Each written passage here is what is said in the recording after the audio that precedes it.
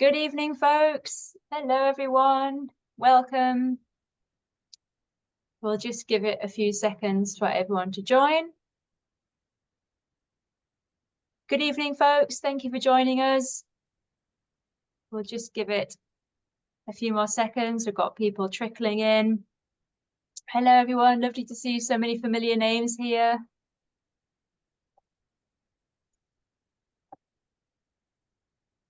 Good evening, folks. Hello. Okay. All right. Well, we'll make a start. Well, hi everyone, and a very warm welcome to the online Naturetrek Roadshow. I'm Sarah Frost. I'm Naturetrek's marketing manager based in the head office in Hampshire. Now, although I'm mainly office-based, I also specialize in leading a lot of our cruises. In fact, I know some of you watching tonight have traveled with me, so it's really lovely to see you here. And I have a real fondness for cetaceans. So I was particularly keen to dedicate one of our presentation evenings to this fantastic group of animals and offer an opportunity for people to learn more about them. And so I'm delighted to have two fantastic speakers lined up for us tonight. We have first Anna Bunney, Head of Education for whale and dolphin charity ORCA. So Anna and I were colleagues 10 years ago before I joined Naturetrek, and we worked together surveying cetaceans on a large ferry in the North Sea. And we also ran a marine education centre on board to teach passengers about the local marine wildlife. Since then, she's also travelled the world surveying cetaceans in multiple different countries, and all of this data is vitally important in contributing to our understanding of how whale populations are doing. And tonight is going to give us a great insight into the work that ORCA do and also the latest news on the global state of cetaceans. And if you're interested in going to see cetaceans yourself, which I'm sure many of you are, if you haven't already, then stay tuned because we're also joined by our very popular tour leader, Tim Melling, who's been guiding for Naturetrek for over 25 years. And he'll be taking us to one of the best whale hotspots in the world, Baja California, and telling us all about the species that we can see there. So as usual, folks, if you do have any questions, please pop them in the Q&A section at the bottom of the screen, and we'll answer those towards the end of the evening. So without any further ado, I'm going to welcome our first speaker and hand over to you, Anna. Thanks, Sarah. What a great introduction. And yeah, really excited to be here tonight. So thank you everyone for coming along. So as Sarah mentioned, my name is Anna Bunney and I am the Head of Education for ORCA. So I'll talk a little bit about who ORCA are in a minute, but I'm basically responsible for delivering and developing all of ORCA's training courses, our education outreach activities. But I also do lead on one of our main sort of conservation work areas, our saving large whales from ship strike. And so ORCA are a charity. We're based in Portsmouth, and I've worked for them for over 10 years now, as Sarah was mentioning. My ORCA journey actually started when I went on a sea safari. These are the sort of short 2-night, 3-day whale watching trips that we offer down to Spain on the ferry. And after that, I was absolutely hooked. I did a course, which I can tell you all about a little bit later if you also want to get involved. And then was lucky enough to get a job on a large ferry crossing the North Sea with Sarah as my mentor.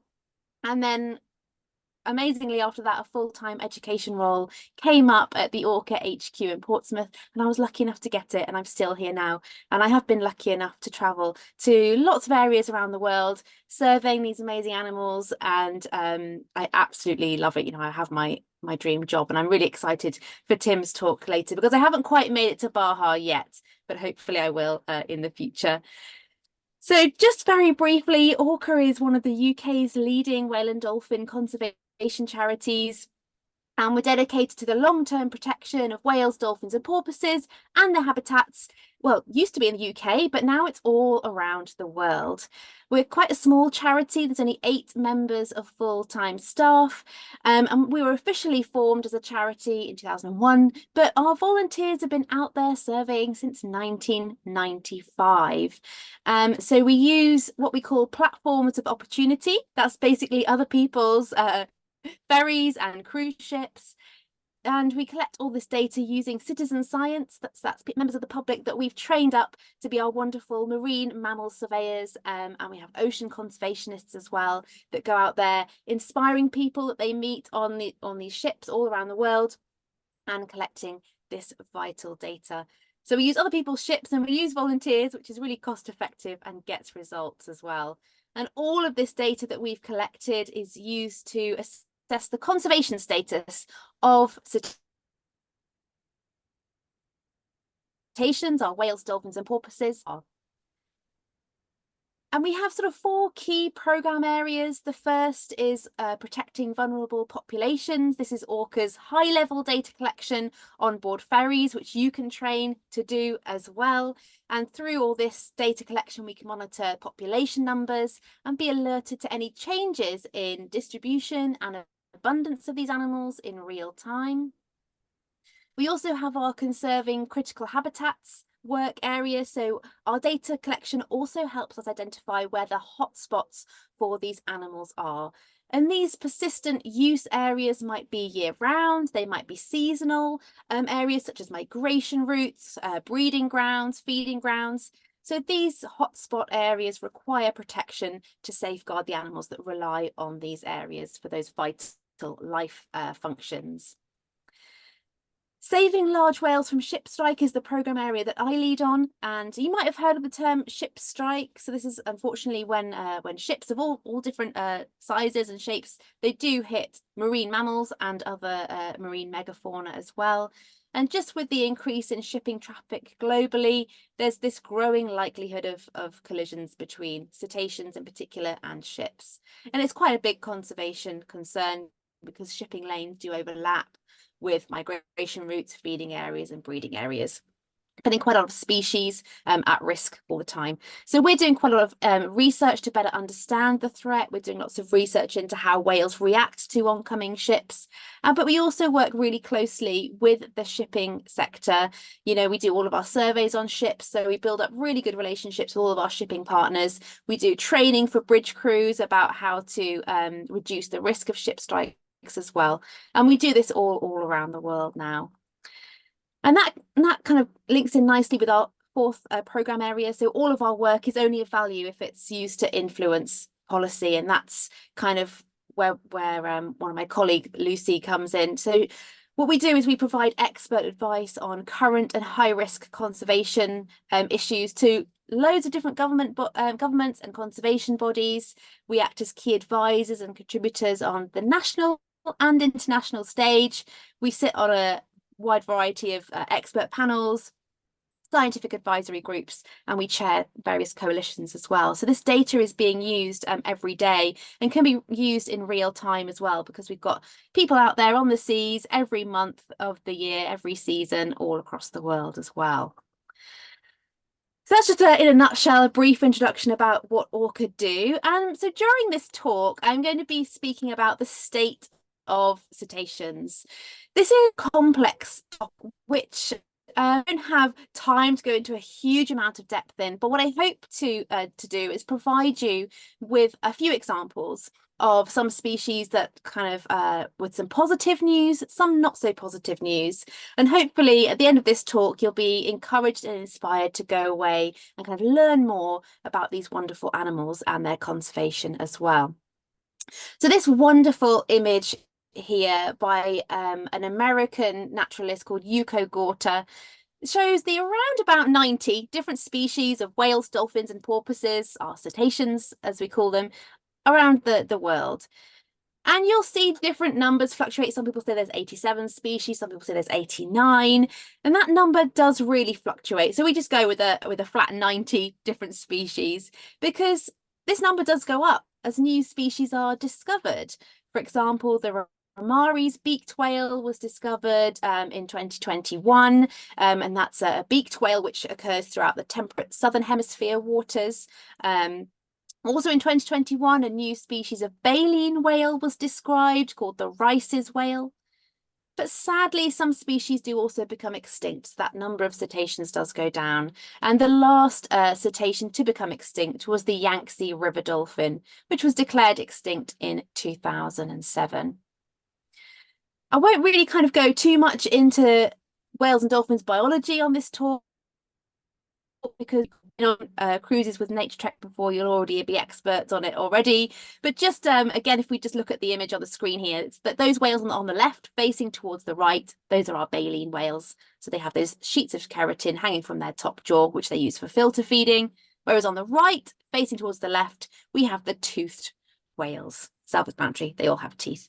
And I'm sure lots of you have been lucky enough to see lots of these species before. If not, maybe you should go on a cruise to Baja and see some of them. So cetaceans face a multitude of threats on a daily basis. And all of these threats threaten individuals, populations, and even whole species as well. And most of these threats are human-induced or amplified by human activities. And it's important to highlight them here because all of these threats do impact the state of cetaceans.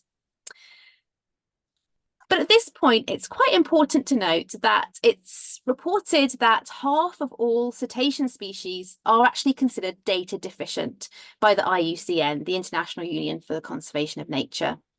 So a taxon in this data deficient category might be really well studied, whales and dolphins. We probably think we know quite a lot about them. And we know that, yes, biology is quite well known, but appropriate data on the abundance and distribution are lacking. So even orcas or killer whales that we know quite a lot about, they are actually considered data deficient.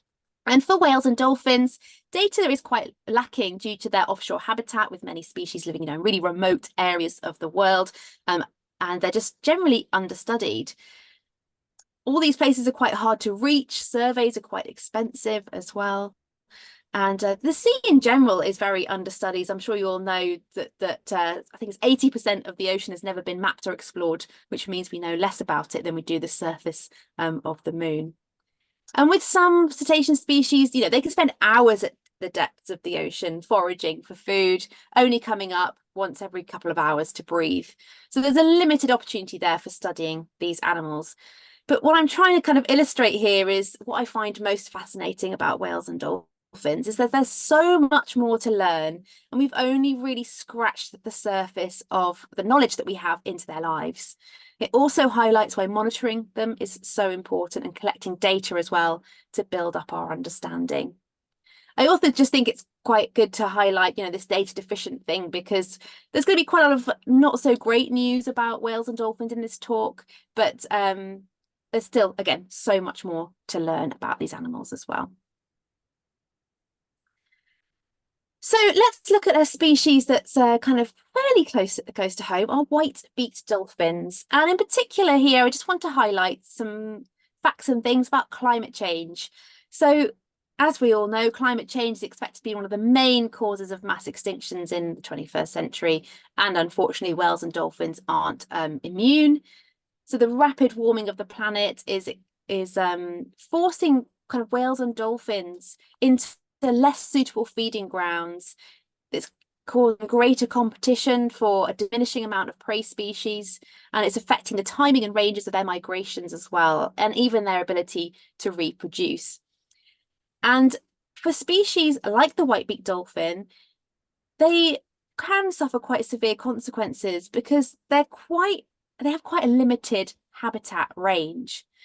So our white-beaked dolphins here are a typical kind of cold water species. They like coastal waters, no deeper really than 200 meters deep. We get them around the UK, up to Iceland, you get them around Norway, and across to Canada as well. But yeah, they really like cold waters. And there is that resident population, which you might know, in Lyme Bay in Dorset as well. But there isn't actually anywhere north of the UK with this suitable, continental shelf cold water habitat for them. So they're really getting quite squeezed in where their suitable habitat is. But actually, we of course need to safeguard whales and dolphins because they actually do help combat climate change. And whales, well, the large whales in particular, play a really key part through their role in the marine ecosystem. And that they actually help provide up to 50% of our oxygen. So every other breath you take is due to our whales. The way that whales feed poo, migrate, dive throughout the water column, is known as the whale pump. They are circulating essential nutrients throughout the ocean, which supports healthy marine ecosystems. It means that there's lots of nutrients for plankton to feed on. And basically also they lock a lot of carbon from the atmosphere as well. I won't talk too much about this image. Feel free to take a picture of the screen if you want to have a look at that later on. But I just thought it was really great to highlight that even though whales and dolphins are suffering quite a lot from climate change, they do actually help combat it as well.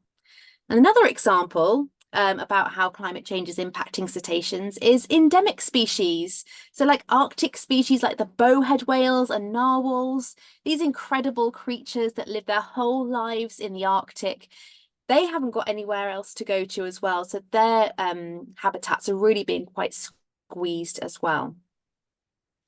But with the bowhead whales, you know, of course, climate change increases other threats as well, such as melting ice can be putting them at increased risk of ship strikes, because now ships can get up through the Northwest Passage more easily. You know, big cargo ships are starting to go the slightly shorter way around, meaning there's this increased risk of these whales being impacted. The bowhead whale is an amazing species, the longest living mammal on the planet. They can live up to 200 years old. They're absolutely incredible. Unfortunately, commercial whaling did reduce their populations from historical levels. And it's thought that the worldwide number of bowhead whales prior to commercial exploitation is about 50,000. But there was less than 3,000 by about the 1920s. But in amazing good news, the Western Arctic bowhead whales have shown a really great recovery story since the end of commercial whaling, and now they're doing actually quite well. There's an indicated now, I've just got it in my notes, 12,500 Western Arctic bowhead whales. They're doing quite well. There's a smaller population around Asia that aren't doing as well, but this Western Arctic population, their population numbers have come up, which is really great. But of course, need to be careful as more threats become prevalent due to climate change. And if we're not careful, you know, the bowhead whale could end up in quite a similar situation to the next species we're going to talk about, the North Atlantic right whale, because they're really similar. They're quite closely related, very similar in life stories as well. So the wonderful North Atlantic right whale is the world's most endangered large whale species. And by the 1890s, commercial whalers had hunted this animal pretty much to extinction. They get the name, the right whale, as being the right whales to hunt because they kind of float when they get killed. Thankfully for the North Atlantic right whale, whaling isn't a threat, but they haven't never really recovered to pre-whaling numbers. And there are other human threats that are impacting them now. There's two in particular, them getting entangled in fishing nets and ship strikes. These animals are quite slow moving. They spend most of their lives on the water's surface or just a couple of meters underneath it. So they kind of appear kind of invisible. The ships can't see them coming. And they like coastal waters as well. And there's only about 360 individuals remaining, including fewer than 70 reproductively active females. So not really a sustainable amount there.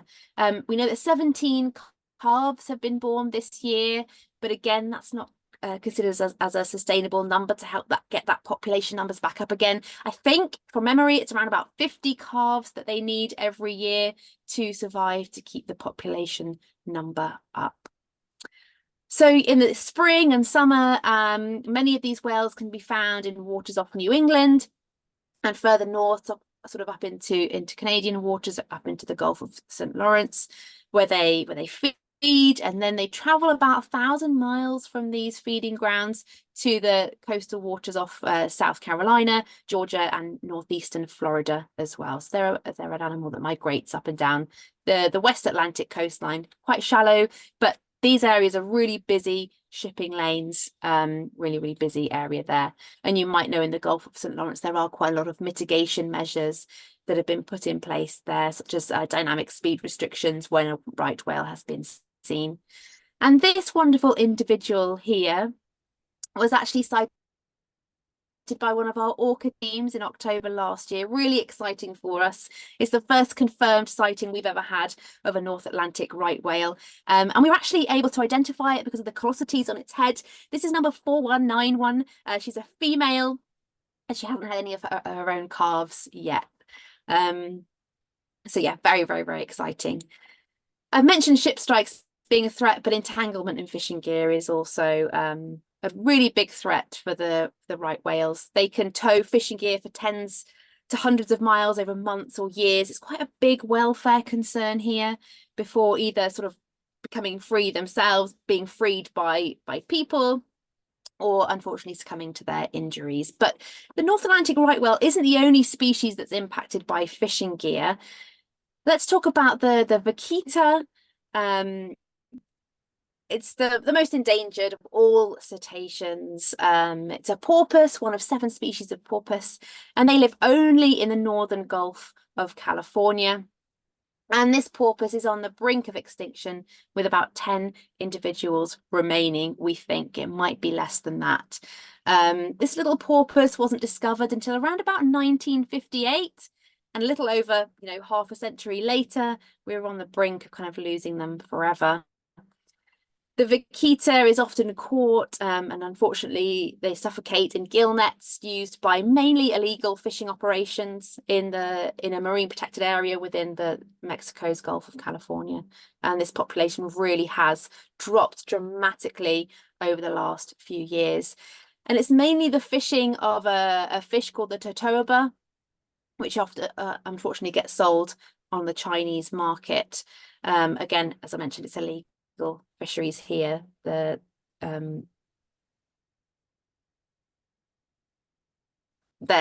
is a marine protected area managed.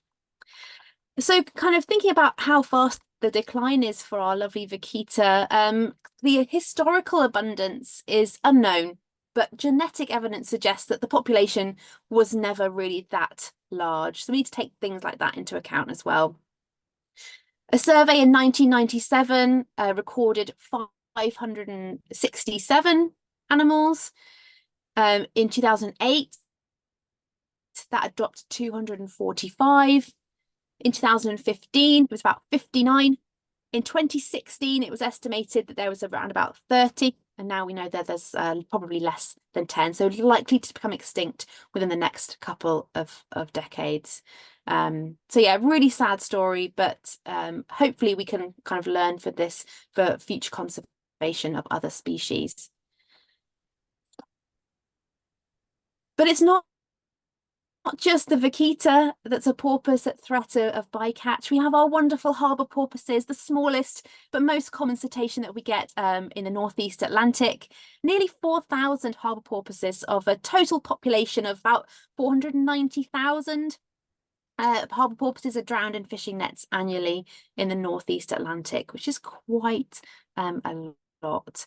Mainly, again, these animals becoming entangled in gill nets. Again, it's quite a big welfare concern as well. And there's quite a lot of areas where the harbour porpoise habitats overlap with these fishing areas as well. We also have the common dolphins here as well. Again, the biggest threat facing the common dolphins is bycatch, especially in areas like the Bay of Biscay. So the Bay of Biscay has kind of been identified as an area of a really high overlap between common dolphins and fishing activities. And we know that the population in these areas is declining faster than it's increasing. And actually in this area, research has suggested that the common dolphin could actually become extinct if this bycatch remains high. But in some good news, in January this year, an emergency measure was actually adopted in France, by France, to ban fishing in the Bay of Biscay for an entire month. So it was a temporary month-long ban was in place from sort of around about, I think it was around about the 20th of January to the 20th of February, covering the entire area kind of of the Atlantic coastline from Brittany to the Spanish border and in the Bay of Biscay, and applied to any fishing vessels more than 8 meters long. So all of that was banned for a month. And I just think that means that things like this are achievable to do. You know, you often think banning fishing would never be able to happen, but France has proved that it can happen, and we hope that it'll be expanded kind of temporally and spatially, hopefully, to protect these animals later. And it's the winter months where these animals are most impacted by bycatch, just because of the fishing activities that's happening there. Hopefully things like that might be made permanent, even if it's just for a month. That will save a considerable amount of animals. This isn't going to be the first breaching humpback whale you see in this presentation, I don't think. And I thought I'd just kind of mention that the Southern Ocean now. So let's go all the way down to around the waters of South Georgia and Antarctica. And as you might know, due to sort of South Georgia's proximity to major ocean currents, it's an absolute wildlife haven. And, you know, for penguins and seals, but also for whales. But unfortunately, it being such a rich area for wildlife did lead it to become the epicenter of the global whaling industry in the early 20th century. And between about 1904 and 1965, over 175,000 whales were killed just in the factories across South Georgia alone, with humpback whales being the first whales to be exploited, followed by fin whales and blue whales as well. And then the whaling industry collapsed in South Georgia in the 1960s as the whale numbers decreased dramatically. And whales did basically virtually disappeared from the surrounding areas. But in positive news, recent surveys suggest, and we know, that these large baleen whales are making a steady comeback around the waters of South Georgia. As a feeding area, you know, South Georgia's remained extremely productive. But we think that blue whales in particular, that sort of never really came back to the area, there was a loss of cultural memory there. So they kind of forgot it was a great feeding area, and only now are they starting to come back. And a survey in 2020 identified 58 blue whales coming back to the waters around South Georgia. I was lucky enough to be down there in January, and we saw loads of blue whales, mothers with calves as well. It was just absolutely spectacular. And just shows how these animals are coming back to the area. We've since about 2013, we've had large groups of humpback whales coming back to the area as well. And, you know, large numbers, large aggregations of whales are often seen. I think this year I saw something like 100 humpback whales in the space of 2.5 hours. You know, just incredible in those areas. And large aggregations of fin whales as well. Lots of fin whales have been seen around sort of the Elephant Island area, and just in a really recent study that I was just reading today shows that the fin whales in particular, there's an estimated population number of 50,000 fin whales in the Scotia Sea alone, so a little bit further south than South Georgia, so coming around the sort of Antarctica now. But that's just amazing. That's more than 3 times higher than previously estimated for the entire Southern Ocean. So it's just incredible that these animals are coming back. So it's a really amazing, positive story. And I think especially down in the Southern Ocean now, they're given a bit more space, a bit more quiet from human activities, and they can really, really flourish. It just goes to show what happens when these animals are protected. But so yes, we do quite a lot of work around South Georgia and the Antarctic Peninsula as a charity. We do quite a high level distance sampling surveys on cruise ships that go through these areas, because there are measures to be put in place to protect these animals, such as the speed restrictions. So we know that slowing ships down can really reduce the risk of ship strike. And slowing down is the number one thing that we say to people when they ask, what can we do to stop ships hitting whales? It's to slow down to less than 10 knots. And around South Georgia, they have a voluntary 10-knot speed restriction around there.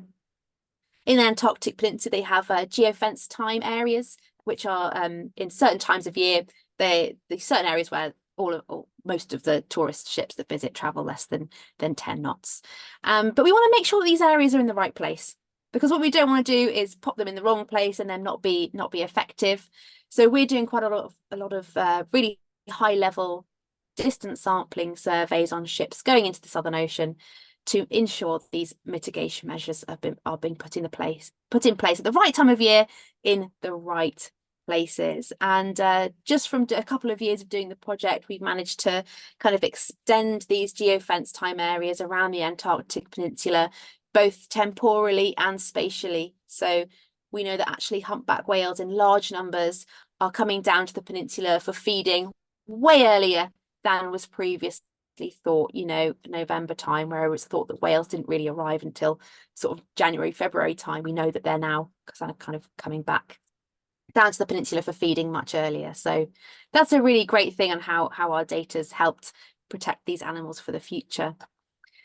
And I think that humpback whales are a great example of kind of how whales are recovering. Humpback whale numbers are coming up, and we're now seeing humpback whales in waters where we haven't seen them in over 200 years. We're getting them quite a lot around the UK, getting really regular sightings around the Cornish coastline, up around all of the coastline of Scotland, but particularly Shetland and Orkney as well.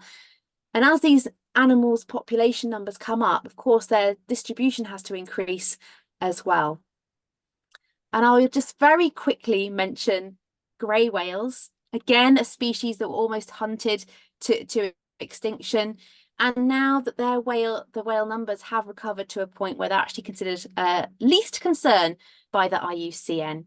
But yeah, grey whales found in the Pacific Ocean. I'm sure Tim will mention them anyway, so I won't go too much into detail about that.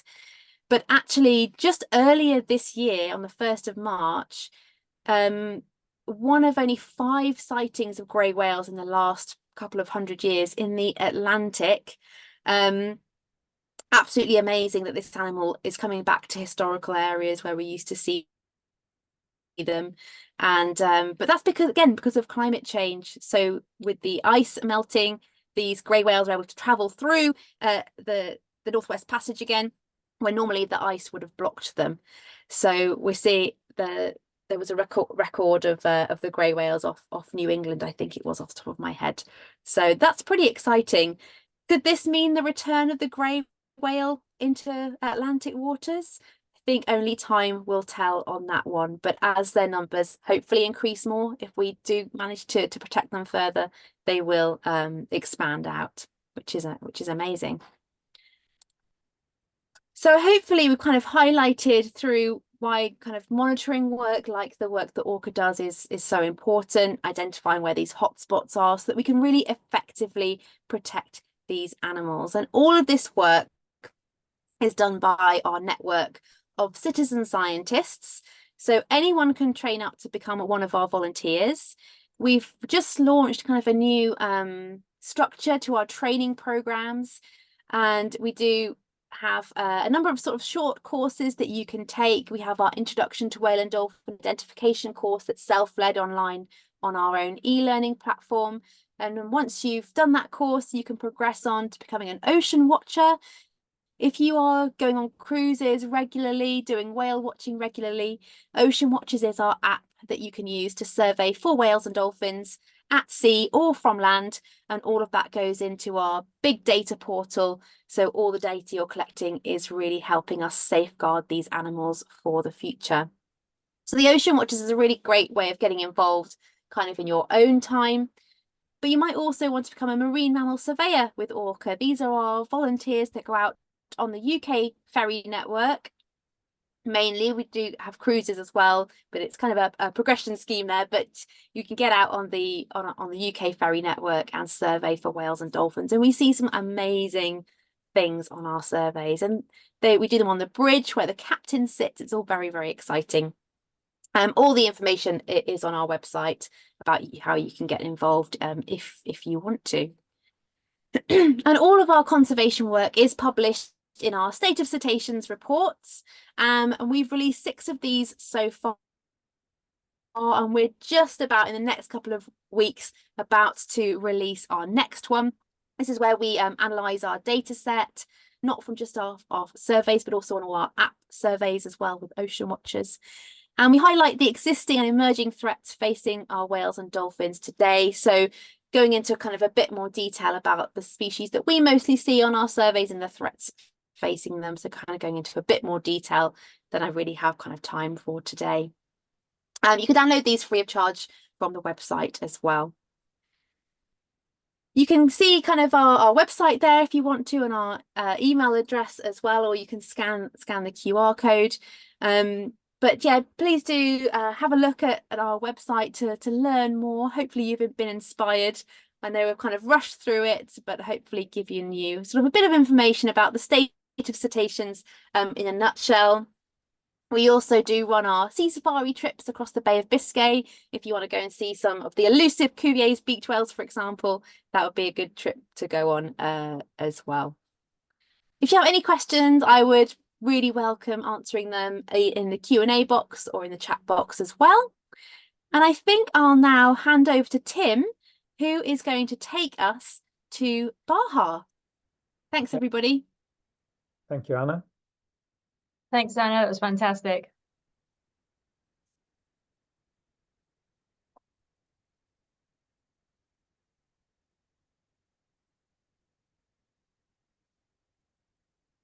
Right. Okay, thank you, Anna. That was really interesting. And now I'm along. I feel like a real rank amateur after Anna there, but I've had an interest in cetaceans for many, many years. I'm a real cetacean enthusiast. I've led a lot of trips that involve cetaceans, including to the Antarctic and the Arctic. But whenever people ask me, where's the best place to see cetaceans, I always say it's Baja California for the variety of whales and dolphins you see there, but also for the numbers of them. So I'm going to take you on on the cruise that we do. I was there in February this year, and first of all, that is Baja California. It's that great big little finger over on the Pacific side of Mexico that goes from just over the border at San Diego in California right the way down. That finger of land there is about just under 1,000 miles long. And then what some people call the Gulf of California or the Sea of Cortez is the sea on the inland side. And what we usually do is sail down the Pacific side into the Sea of Cortez, and then we usually fly back from the tip there.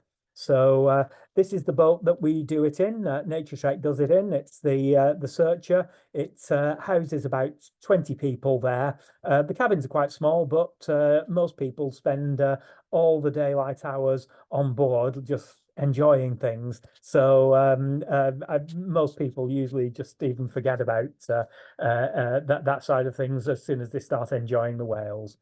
So the thing that's so good about it, because that's such a long peninsula that we cruise down, you go from the temperate cold waters in the north right the way down to the tropical waters in the south. And the cetaceans change as you go through there. So we start off, now I've promised I won't do any birds on this talk, so there's no birds at all, but I have put a few other marine creatures in, but everything that lives in the sea. But this was taken in the marina at San Diego, which is where we set off from, and this is a California sea lion there. Now, in the cold waters, as we start, one of the species, you can't guarantee it. They're always a little bit scarce that far south because they're a much colder water species, but this is Dahl's porpoise. They're noted for dashing through the water so fast that they leave this, it's supposed to look like a rooster's tail, the splash of them as they bring it forward. They're a lovely, like a little mini orca, really. This is what they look like when you see them through the surface of the water. But that's usually quite a scarce one. Much more expected, but also a cold water species, is the Pacific white-sided dolphin. And but again, we only usually get it in the first couple of days when the water's still cold. That's one heading towards us. The distinctive thing about the Pacific white-sided dolphin is they've got this bicolored dorsal fin. It's black along the leading edge and white at the back. there, which is quite unlike any other dolphin, so very, very distinctive. But they often hang around with common dolphins. Speaking of which, common dolphins. Then once you get into the common dolphin zone, they really do become quite abundant. And sometimes it's difficult to sort of look off the front of the ship and not see bow riding dolphins. They just seem to home in on boats and just come and play alongside you. And yeah, but I'll tell you more about those later on. Also in the cold water, we usually start to bump into the first few grey whales. Grey whales winter down in Baja, and they spend the summer up in the Arctic, and they do this huge great migration between them. Now they come down to Baja for two reasons. One is to mate, and one is to give birth. When the males have mated, they shoot straight back up to the feeding grounds in the Arctic, leaving the females giving birth and looking after the youngsters, and then they amble back at a much more leisurely pace. But we often start bumping into the first grey whales moving back north, the males, when we go. We always do this during the month of February or early March, because that's the time when it's the when the grey whales are down there, and everything else slots into place as well. Fin whales are also another highly likely species. They can occur anywhere from the cold water, temperate waters, right down into the tropical waters and even into the Sea of Cortez. That's a fin whale showing the characteristic sort of ski slope up to the dorsal fin there. And there's a couple of them blowing actually in the Sea of Cortez. And I remember when I started whale watching, I remember reading in the books about, they've got a distinctively asymmetrical pattern on their head, and that the white lower lip is the lower lip is white on the right-hand side, and it's dark on the left-hand side. And I thought, how on earth are you ever likely to see that? But on this trip, you can, because they sort of come alongside, and they and you can see there the white lower lip on the right hand side of a fin whale, the diagnostic feature. And fin whale is a pretty spectacular whale. I mean, it's the second biggest whale on the planet. So I think I've seen them on every trip that I've done there. That's a rather dramatic picture. I took most of the photographs on this trip, but I did not take that one. That was one when it was absolutely mirror calm water in the Sea of Cortez, and everybody was out watching this huge fin whale alongside the boat, and you could actually see it like a torpedo underneath the water there. But mostly we see them when they're up alongside. Another one that's quite difficult to see is this is the short-finned pilot whale, the warmer water species. And the reason why they're quite hard to see is that when they're feeding, they spend a long time really deep down in the canyons, very, very deep, and that's where they do their all their feeding. They're always a very sociable whale. Usually, if you see one, you see many of them together, and here's a whole group of them up at the surface. But if you can catch them at the surface, they often show extraordinarily well. Here's a couple of them playing. You've got one showing its tail flukes and another one smiling out of the water there. And a nice smile, because they have an upward pointing smiley little mouth there. Because they do their feeding down below, they use that melon on the front of their head to as a sonar to detect the squid and things that they feed on down there. So they don't really need big eyes. And look at that piggy little eye it's got there. But again, these were taken just from the side of the boat surfacing right next to us. So that's short-finned pilot whales. Now, I said I'd come back to common dolphins. When I started leading the Baja trips, everybody talked about long-beaked and short-beaked common dolphins. And you can see there, that's a short-beaked common dolphin at the top with a very isolated eye and an open face and a short beak. And there's one with a less isolated eye below, the long-beaked with a longer beak. But long-beaked are much rarer, and there are isolated populations all around the world, usually in the warmer parts. It's never been recorded in Europe.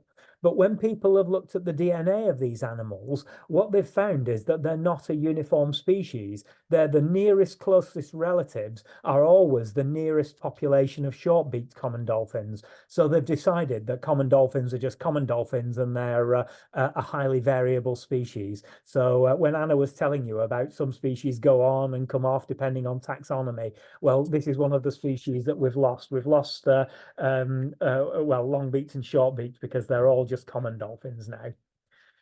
So one of the first places that we visit after a couple of days at sea is San Benito's Island, and that is a great place for pinnipeds, seals and sea lions. The two really important species that you get there are two species that were almost hunted to extinction in the late 19th century. The northern elephant seal was thought to be extinct, but a few years after it was declared extinct, they found it again on Guadalupe Island, and they protected them, and the numbers have now built up again. This is different from the one you get down in Antarctica. It's a different species, but it's still very similar. They're still pretty big there. That's a youngster in the foreground there shouting the odds, and the beachmaster at the back there, and you can see his harem in the background there. The females have a lovely sort of Mona Lisa type smile when they look at the camera like that.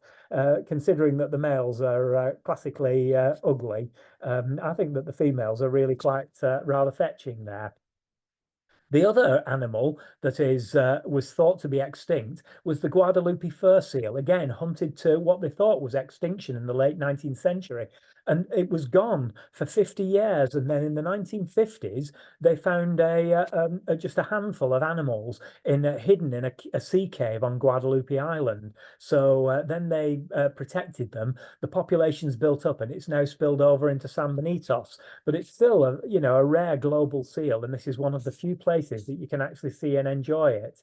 So Guadalupe fur seal, and there's a couple of them just playing on the rocks there. There's good numbers of them on San Benitos there.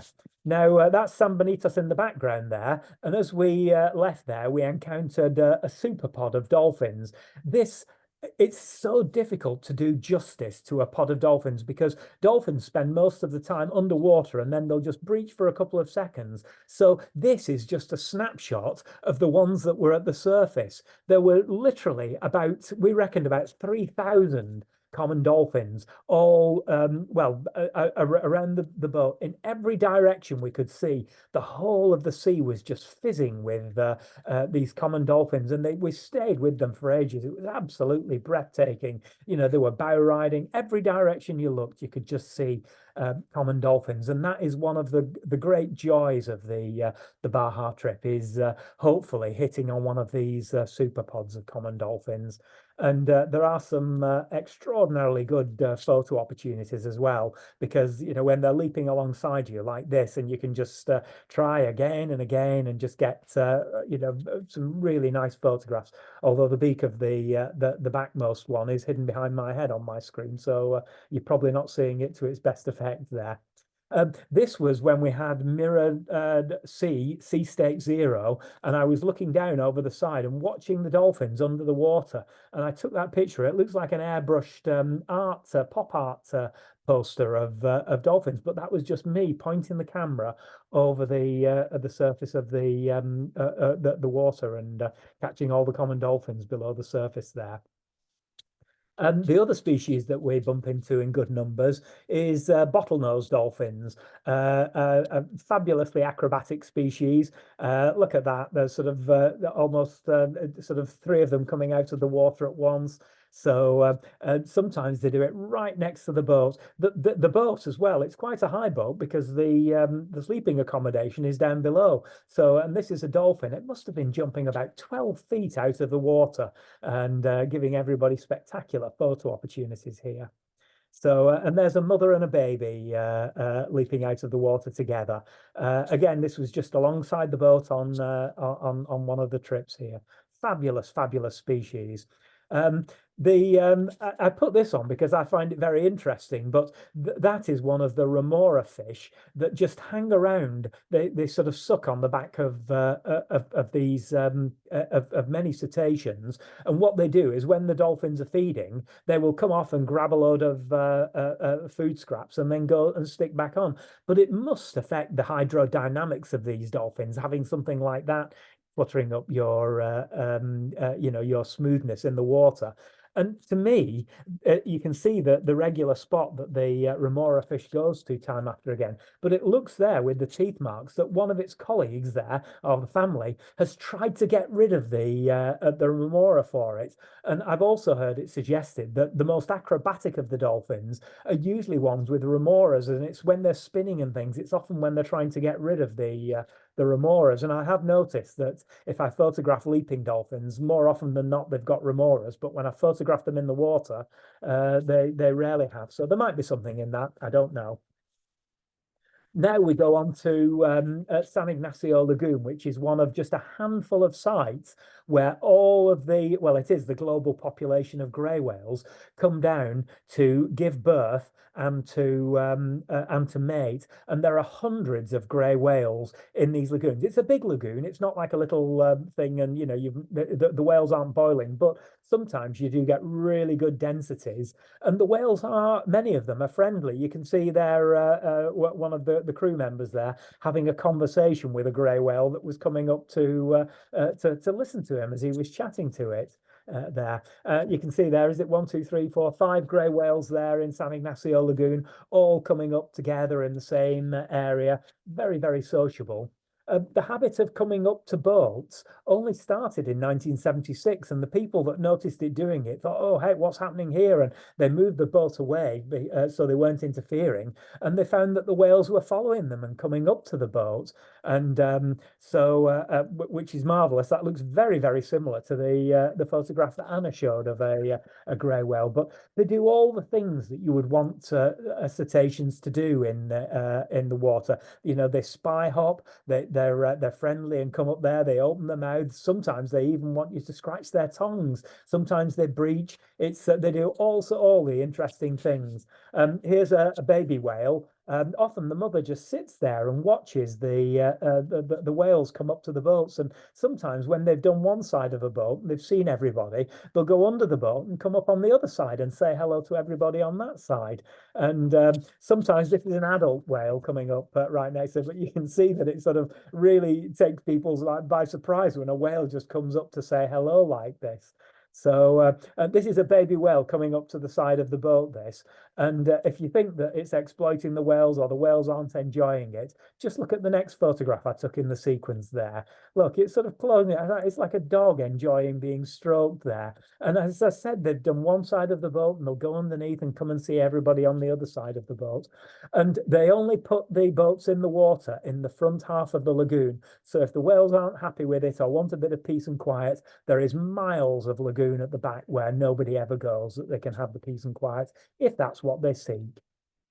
I just as I was going last year, I stayed with my daughter in London, and she said, and I told her where I was going, and she said, oh, do you want to borrow my GoPro? And I'd never used the GoPro camera before, and she thrust it in my hand, and I took it away, and I just put the GoPro under the water as you're supposed to, and took a few shots of it. And this is what I was getting in San Ignacio Lagoon. That's a baby whale just coming up to my camera and saying hello. And that was taken with the GoPro as well. You can see it's such a fisheye lens. It's even made the horizon curve there. But that was a baby grey whale coming up right next to the boat. It's much closer than it actually looks there. I said that they do all sorts of interesting things. Now, the lagoon itself is just a few meters deep, and yet they still manage to breach. I always see them breaching in the lagoon, which is amazing. And the barnacles on the back of them, well, there's just the species of barnacle that occurs only lives on the back of grey whales. And in between the barnacles, there's this tiny little mysid shrimp that they call a whale louse, but it isn't a louse at all. And you can see them there just to the right-hand side above the inset. You can see all those things with the bars on it. Those are all the shrimps that live in between them. And again, they're just sort of picking up bits of skin off the whale whale and bits of food scraps that are left over there. But you can see that the grey whales are a whole ecosystem to themselves. When the males come down to mate, boy, do they mate. You can see there, that's actually a whale's penis sticking out of the water there. That's about 6 feet long. The locals call it Pink Floyd, and they start shouting, Pink Floyd, whenever they've seen that. And when Pink Floyd isn't on view, it goes back into like the zipper, and there's the underside of a male grey whale that's about to sort of spring into action there. But you can see the pouch that it's kept in. It's almost like the fly, isn't it, on a pair of trousers there. So, but when the males have finished mating, they clear off, and the females become a lot more relaxed then, and that's when you tend to get the friendly interactions. You also get lots of turtles down there. There are plenty of turtles. They're often shy because they have been hunted, but this was taken down on the trip. This is a green turtle, but I always see turtles down there. The next place of real note is a place called the Gorda Banks. That's right down at the south end of the Baja Peninsula. And this is a breeding ground for humpback whales. And there are huge numbers of them. And because there are so many of them, and humpback whales are such a spectacular whale anyway, they just do all the things you would want to see. I've put rather a lot of spectacular whale shots in there just because I've got them. But this is actually the back of my head looking down on a humpback whale that was actually just sort of going down literally right next to the boat. And you know, they have no fear whatsoever of boats. Sometimes they'll come right up and have a look at you there. This is one that that was flipper flopping. Sometimes they lie on their back and just whack their pectoral fins on the water really loudly. Sometimes they do these tail slaps where they sort of rear out of the water and then just bang on the water with their huge tails, and then they breach. And boy, do they breach. This is quite a half-hearted breach just to get you started, but sometimes they come right out of the water. I mean, look at that. You can see the whole sort of body of the thing sort of rippling with the air there. They're so unstable when they get out of the water there. But there you can even see the tail flukes on the right-hand side. It was 90% out of the water, that one. But this isn't a one-off. Is that usually when a whale breaches once, it will often breach time and again. Sometimes I've seen them just breach 40, 50 times in a row, which gives you plenty of photo opportunities. These are all sort of different whales breaching that I've managed to take down there. That's a baby. It was breaching with its mother, and not simultaneously. The mother would breach and the baby would breach, but that is a really a newborn baby. That's a really tiny little humpback there. So I took that one just on the trip I was there in February, and look at that. It's sort of right next to the boat again, and it's such a dramatic thing to see. And that one as well, it's doing a backflip right out of the water. The photo opportunities of humpbacks is just absolutely sensational. There's another one doing it forwards. You can even see the eye on that one.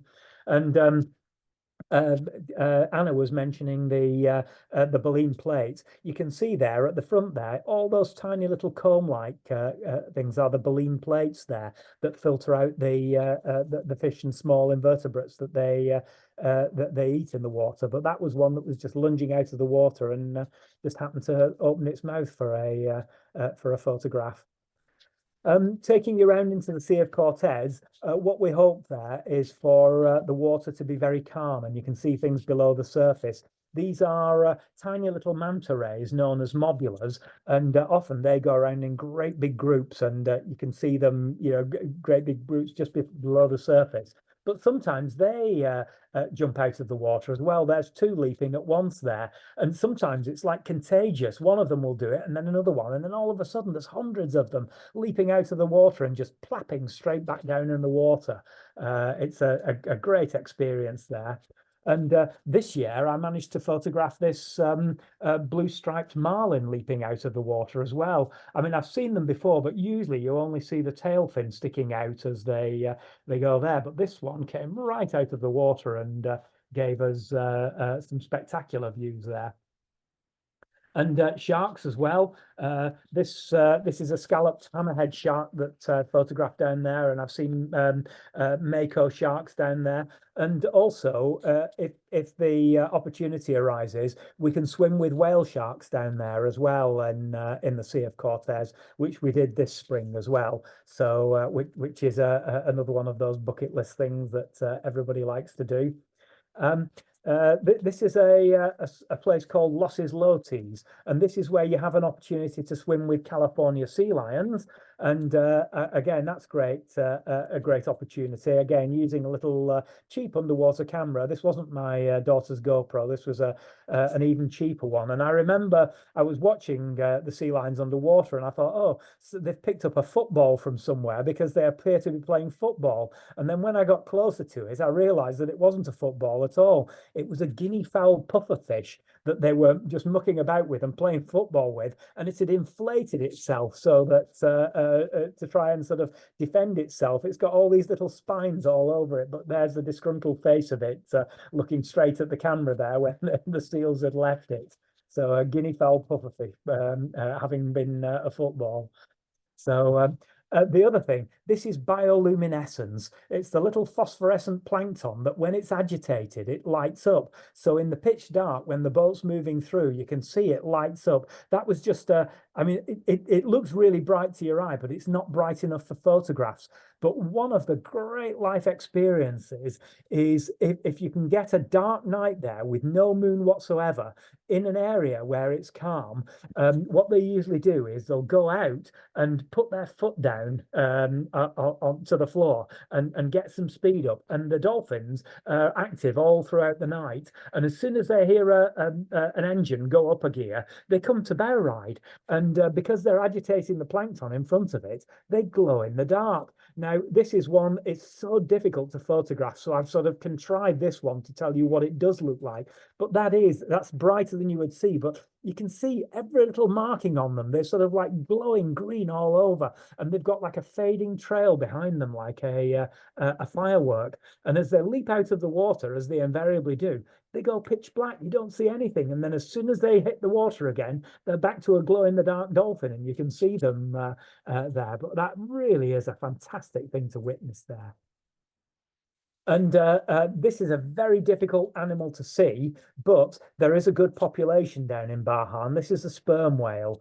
The reason why they're difficult is because they can spend up to 2 hours underwater feeding. So, and they can travel a long way in 2 hours. So even if you see a sperm whale go down, you can wait in the area and just not see it again. So that's why there is a good population there, but they're not easy to see. But when you do see them, sometimes you have some great experiences. I took this one in February. This one was a previous one where I had a whole raft of them logging at the surface here.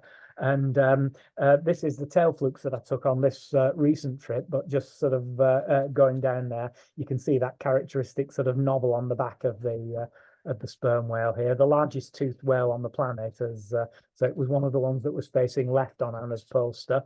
And look at this. This is a spy hopping one, but you can see the mouth of the sperm whale. I once saw one appear like this with a squid in its mouth, an orange squid, a Humboldt squid, and you could see the ink coming out of this thing, and then it just disappeared. I was never quick enough to get a camera on it, but it was really good to see a sperm whale appear with a squid.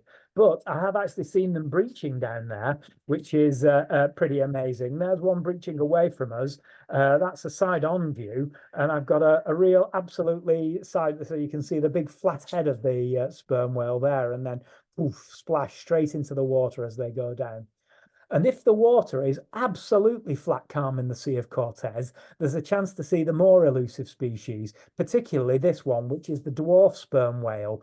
Again, I only see that when the water's calm in there, because they just lie at the surface like little surfboards. And if there's any choppiness in the water, they're tiny little things as well.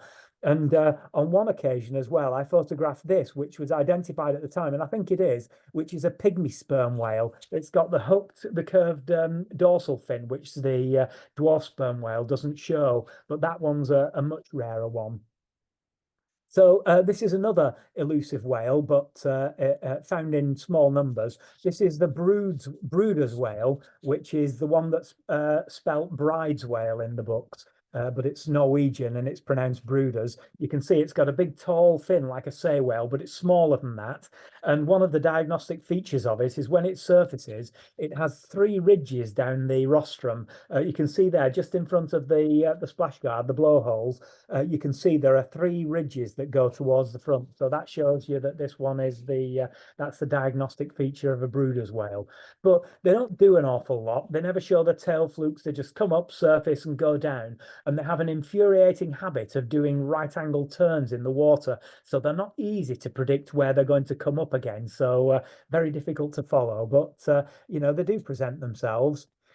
And I also wanted to talk about the biggest animal on the planet, which is blue whales. And they can have a sort of a 10-meter blow. And look at that one. The first blow that they do when they've been under for a long time is about 10 meters tall. And there, look at the height of that in the Sea of Cortez there. There's a good population down there.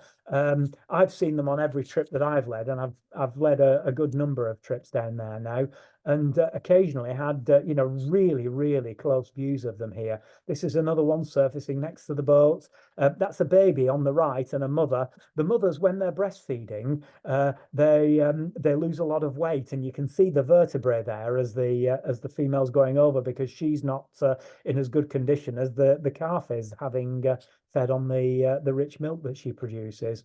And I find this fascinating, but this is the ship's sonar, and that you can see that great big ball top right of the screen is actually krill, and that sort of torpedo shaped thing underneath going to the bottom is a blue whale. And so he knew exactly where this blue whale was, and he can predict exactly where when it's coming to the surface as well, and can align the boat and tell people to get the cameras ready. But this is what that bait ball looked like at the surface. That's a load of krill just at the surface. That's me just pointing the camera over the side of the boat. And and again, you can he aligned it up, so he forewarned us. And here's a blue whale just coming up right alongside the boat, just a few feet away from us. I did this just to try and show the whole blue whale underwater, but also I wanted to make the biggest animal on the planet look small in the context of its environment there. So so that's why I took that particular picture there. And here's one going down with with its tail flukes, and you can just see that minute dorsal fin there as well. That's one that I took this year. You can see all those tassel barnacles hanging on from the tail of it. I mean, it's about 24 feet across the tail flukes. So, you know, a big animal there. And this is one lunge feeding at the surface. So when those krill come to the surface in the evenings, so that's the pectoral fin on the left sticking up there. It's on its side. You can see some of the rorqual there, and that's the side of the mouth as it's lunging through the surface there. Orcas are pretty rare down in the Baja and the Sea of Cortez, but you often see examples of where orcas have been. And look at this tail of a humpback whale tail splashing here. You can see all the orca teeth marks in the back of it there, where the orcas have been nibbling it, possibly to get to their calves. Who knows? Maybe because it's just out of sheer bloody mindedness. And this one I took in this trip, but that is the pectoral fin of a blue whale, the underside of the pectoral fin. And again, you can see clear orca teeth marks. Wherever I go in the world, I always seem to see orca teeth marks. I've even got photographs of bowhead whales in the Arctic showing orca teeth marks in the tail flukes there. So so it's yeah, another interesting thing you see down there. And to finish off a talk like this, I thought, well, what better than a blue whale in the sunset? Because I've done it, I've given you a couple. There's a blue whale just going down just as the sun goes down. But when the sun sets over the sea, it doesn't go straight down. It gives you the little green flash as well. So there's a green flash that I took in Baja as well. So thank you very much, and that's it. Absolutely fantastic, Tim. Thank you so much. Just fantastic memories of being in Baja California myself. That really has just taken me back. It's wonderful to relive all of that. And Anna, too, thank you so much for your talk. Really interesting, such a great insight into the current state of cetaceans globally as well, because so often when you're just guiding one particular place, you can get focused on one species. So it was really helpful to hear a very thorough overview from you there as well. Folks, we're opening the floor now to questions. If you have any questions, please do pop them in the Q&A section or in the chat. I can keep an eye on both. Anna, I have a question. I'm just thinking there might be quite a few people who are listening tonight who would really love to make a difference to try and help whale and dolphin populations particularly, but they might not necessarily be planning on traveling or demonstrating the worth of whales or dolphins by paying to go whale watching, showing to locals how worthwhile they can be. So what can people do from their homes to try and help marine life, particularly whales or dolphins? Do you have any tips? Yeah, great question, Sarah. It's a question that I get asked a lot, by school kids when I'm doing lots of talks for them, all the way up to, when I'm doing training courses for adults as well. And I think it's just important to note that every small thing you do can make a difference, as a cumulative effort. So, your plastic usage, no matter how far away you live from the sea, all the rubbish that you create, and unfortunately often does end up in the ocean because it gets blown there by the wind into streams and rivers and drains, or washed there in the rain from landfill. So just think, go back to the simple: reduce, reuse, recycle, and also refuse as well. But I think also, every little thing we do can, as I said, make a big difference. But if you are traveling to areas and you're wanting to go whale watching, really do research companies in advance of going, to ensure that they have something on their website which says that they're a responsible whale watching operator. Those that are irresponsible usually don't have things like that on their website. So, making sure that they're adhering to any local restrictions on the distances and the times to spend with animals as well.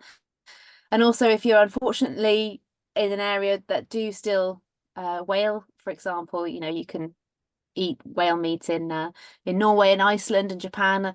Just recommend you stay away from those products, because unfortunately, in some of the areas, it is the tourism industry that's kind of fueling that. So that's something that, if you are in those areas and you see it on a menu, avoid that restaurant, and just avoid all whale products there as well, as a tourist. So yeah, good question. Thanks, Sarah. Yeah, thanks, Anna. And just going back to what you were saying about choosing boat operators who are responsible. Of course, that's something that we do very thoroughly and take very seriously in Naturetrek with the operators that we choose to use. And all of our cruises will have a Naturetrek naturalist on board that's going to be teaming up with the crew to ensure that all of that is done in a really respectful manner to the wildlife as well. We've had a question asking, why do whales breach? I think all three of us could happily answer this question. Would either of you like to take it, or I'm happy to? I'll let you take it, Sarah, because I've heard you give this answer before, and it's yeah. Okay. Well, there's a multitude of reasons why whales can breach. And this is actually just one of the behaviors that cetaceans can do at the surface. They also do head banging, tail slapping, or flipper slapping. We don't know exactly why they do it, but we have some very plausible theories which are quite widely accepted. The reasons can depend on the context. So it could be communication to signal their location to other pod members, because sound travels very efficiently through water. So if you're a huge whale and you leap out of the water and crash down onto the surface of it, that sound is going to be heard quite easily through the water for quite some distance. It travels very efficiently. So if pod members have become quite spread out, then they can locate each other fairly easily. If it's in breeding season, it could be courtship. So the males can demonstrate their physical prowess, and the males can show off to females and also intimidate other males if they've got particularly good or loud splashes. They're trying to assert their territory. You don't really want to get in the way of a whale if they're showing off too much, because you can have one leaping to you really quite closely as well, I think. Another option, another reason can be to remove parasites. So we saw the remora that Tim was showing on the back of a dolphin, but parasites can really weigh a whale down. They can have up to about 500 kilos of parasites on their body. I think that's a record that's been estimated. So this adds to drag. It can be exhausting.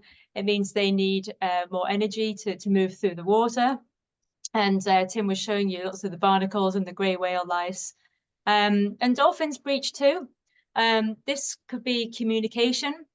So a cloud of bubbles can signal a location. So if a dolphin leaps up in the water, makes a cloud of bubbles, then the air bubbles are actually very easy to echolocate on, and the bubbles of air reflect the sound back to the pod members, which is the same way that actually echo sounders work, because it quite often reflects off air bubbles that are in a fish's swim bladder, and that's what dolphins are echolocating on as well. So that's some fairly widely accepted options there. I don't think I've missed many of the reasons out, but yeah, I think we've got a comment here. Just want to thank Tim for a great talk and fantastic photos, and Anna for the information about how to help and how to identify species. Many thanks. Okay. So thank you very much. And we have Sheila Thomas, not eating fish must help the creatures. Well, yeah, of course. Reducing your fish intake or just not eating fish at all certainly will help. Do we have any more questions, folks? I don't know if we do. I think that might be it. Well, folks, if you do have any further questions about the talks that we have covered tonight, please do just drop me a line. You'll get an automated email come out this time tomorrow, which will have a link to our Baja cruise if any of you are interested in joining us. And I can include a link in that email to ORCA. I know Anna showed the ORCA website at the end of her talk, but I can include a link to that as well if you're interested in doing any surveys with them. And we do have spaces available on our Baja cruises. We have 2 going next year in February and in March. So we hope you can join us. And please don't forget to join our next webinar, which we have on the 15th of May. This will be on Ghana's pangolins and picathartes. So, oh, we've had another question come in, just a last minute one. This is potentially a difficult one to answer. I know I'm going to ask you it anyway, and you can answer it as you will. This is from Alison Singleton. Hi, Alison. Nice to see you here. She said, will the grind ever be banned in the Faroes? Yeah, a tough one that we could probably do a whole couple of hour presentation on between us, probably.